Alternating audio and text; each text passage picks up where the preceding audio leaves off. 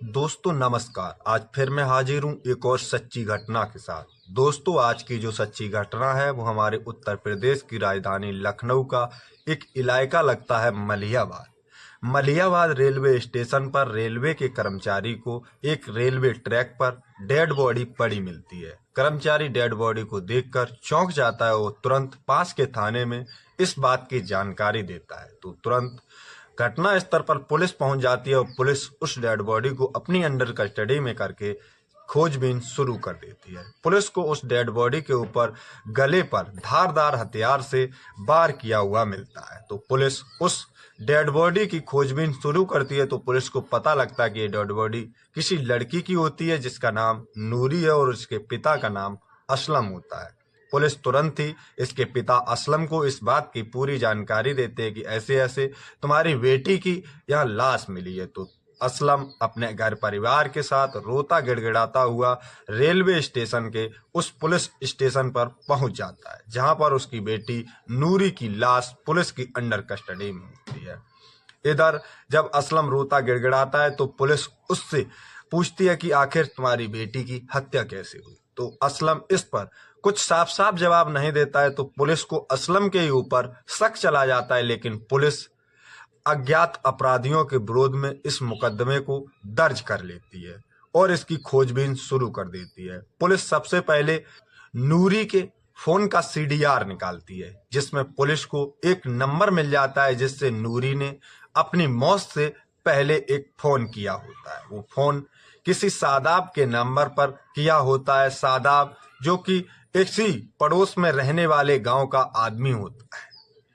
Police तुरंत ही सादाब को भी अपनी अंडर कस्टडी में ले लेती है और उससे पूछताछ शुरू कर देती है। हालांकि सादाब पहले तो अपना जुर्म कबूल नहीं करता, लेकिन पुलिस जब अपनी पूरी शक्ति के साथ उससे पेश आती है तो सादाब तुरंत ही अपना जुर्म कबूल कर लेता है। और सादाब जब नूरे की मौत की कहानी सुनाता है तो पुलिस के भी पैरों तले से जमीन खिसक जाती है। नूरी जिसके पिता का नाम होता है असलम, असलम जिसकी बेटी नूरी अपने घर में सबसे बड़ी होने के कारण वो घर की जिम्मेदारियों को भी संभालती है। यहाँ तक कि अगर उसके घर में किसी वस्तु या किसी चीज की जरूरत पड़ती है तो नूरी ही मार्केट से लेने जाया करती थी। नूरी इतनी खूबसूरत थी कि जो कोई भी उसे देखता था उसकी खूबसूरती का दीवाना हो जाता था, लेकिन नूरी किसी से अपना नेह नहीं लगाती थी। एक दिन नूरी मार्केट से सामान लेने जाती है तो उसकी मुलाकात सुल्तान नाम के व्यक्ति से होती है जो उसी एरिया का रहने वाला होता है।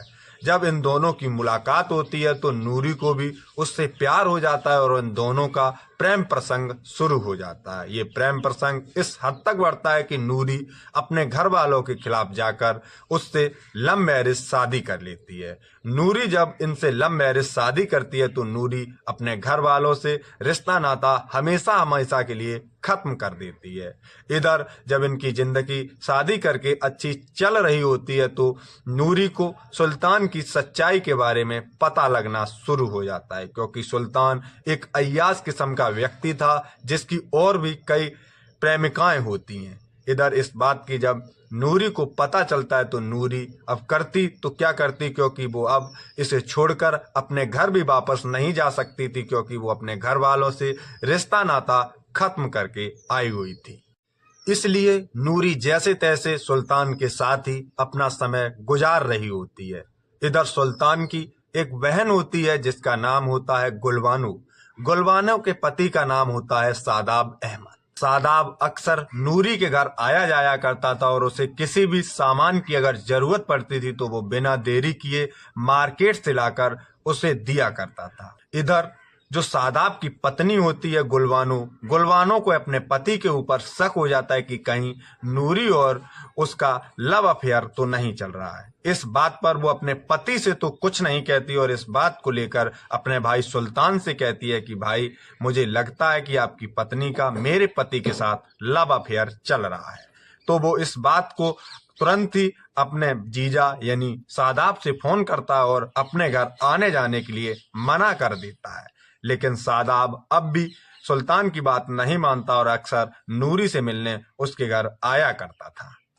इधर जब सुल्तान की बात शादाब नहीं मानता है तो गुलबानो भी परेशान हो जाती है। गुलबानो फिर से अपने भाई सुल्तान से फोन करती है और कहती है कि भाई मेरा पति ही नहीं गलत है, आपकी पत्नी भी गलत है, क्योंकि उसका मेरे पति ही नहीं बल्कि और कई व्यक्तियों के साथ लव अफेयर चल रहा है। इस बात को सुनकर सुल्तान को गुस्सा तो बहुत आता है, लेकिन वो फिर भी अपनी पत्नी को समझाने की पूरी कोशिश करता है। तब नूरी कहती है कि आपको इस बात को लेकर गलतफहमी है, हमारा किसी के साथ लव अफेयर नहीं चल रहा है। लेकिन सुल्तान को अब पूरी तरह शक हो चुका था, क्योंकि उसके मना करने पर शादाब अक्सर नूरी से मिलने आया करता था। तो वो अब इस शक को यकीन में बदल लेता है और उसी दिन अपने जीजा शादाब और अपनी बहन गुलबानो से मिलकर इस नूरी को इस दुनिया से हटाने का तय कर लेता है। और ये तीनों मिलकर नूरी को इस दुनिया से मिटाने के लिए एक षड्यंत्र बनाते हैं।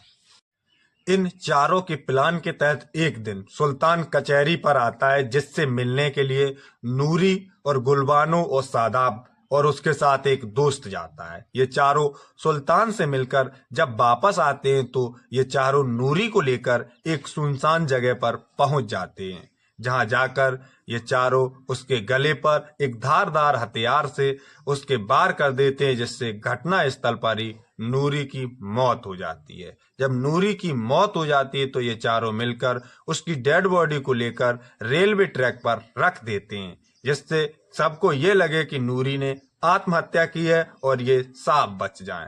लेकिन रेलवे का एक कर्मचारी उसकी डेड बॉडी को देख लेता और इस बात की जानकारी पुलिस स्टेशन में देता है। पुलिस तुरंत ही घटना स्थल पर पहुंचकर इस केस का पूरा खुलासा कर देती है। दोस्तों, तो आशा करते हैं कि आज की सच्ची घटना आप लोगों को पसंद आई होगी। जय हिंद, जय भारत।